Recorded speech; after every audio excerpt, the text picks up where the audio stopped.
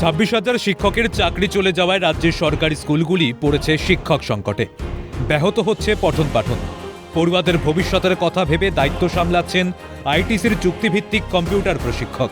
নিজের সাবজেক্ট ছাড়াও অন্যান্য ক্লাসও নিতে হয় তাকে। প্রয়োজনে গ্রুপ সি ও গ্রুপ ডি কর্মীর কাজও সামলাতে হচ্ছে, অর্থাৎ যাকে বলে জুতো সেলাই থেকে চণ্ডীপাঠ। এই ছবি বীরভূমের নলহাটি মাধ্যমিক বিদ্যালয়।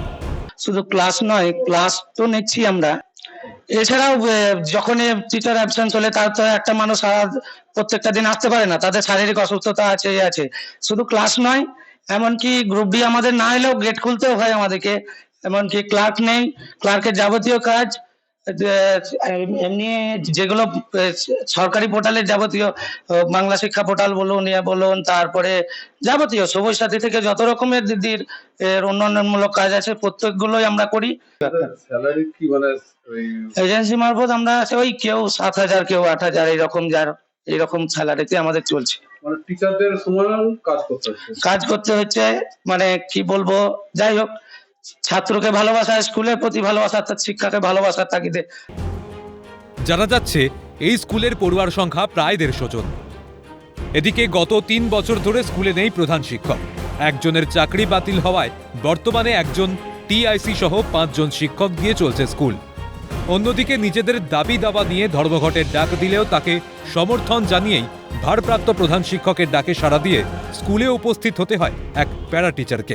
মাস্টার 3 বছর ধরে নেই, সেই সমস্ত দায়িত্বে একজন টিআইসি হিসেবেই থাকতে হয় আমাকে। তাই এছাড়াও এবং ক্লাসের যে দেখাশোনা সেটাও একাডেমিক গুলোতে খুবই বিঘ্নিত হয়। তো এই রকম ভাবেই চলছে সমস্যার মধ্যে দিয়ে। এবং খাতা দেখার মেন সমস্যা হচ্ছে এখন খাতা দেখা, ইংলিশ সাবজেক্টে যে কাকে খাতা দেখতে দেব সকলেই ঠিক অভ্যস্ত নয়, তো সেটা একটা বড় চাপ। কিছুটা হেল্প হয়েছে, মেকআপ হয়েছে।